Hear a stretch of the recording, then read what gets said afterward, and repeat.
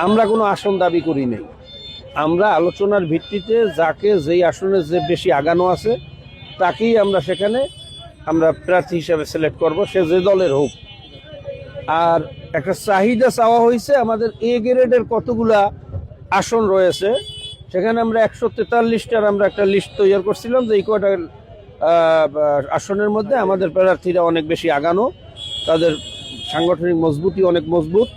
তো সেই ক্ষেত্রে 143টা একটা সিরিয়াল রয়েছে, কিন্তু আমরা আমাদের সুনির্দিষ্ট এই কয়টাই দিতে হবে এরকম কোনো দাবি আমরা করিনি। অবশ্যই আমরা যেহেতু ইসলাম দেশ ও মানবতার কল্যাণে কাজ করতেছি, এখানে কে প্রার্থী দেখার বিষয় না। আমাদের এই নীতি আদর্শের সাথে যারা একমত থাকবে আমরা তার সাথে কাজ করতে রাজি। আপনারা আগে থেকে দেখছেন আমরা ক্ষমতার রাজনীতি করি না। আমরা যদি ক্ষমতার রাজনীতি করতাম অনেক আগেই ক্ষমতার অংশীদার হতে পারতাম, এটা সর্বস্বীকৃত। যাদের মার্কা নাই, যাদের নেতাকর্মীদের একটা সিএনজির মধ্যে ধারণ করা যায় এরকম দলের লোকজনও আমরা দেখছি ক্ষমতার অংশীদার হয়েছে। সেখানে আমাদের বাংলাদেশের প্রত্যেকটা গ্রামে, প্রত্যেকটা ইউনিয়নে আমাদের সংগঠন রয়েছে।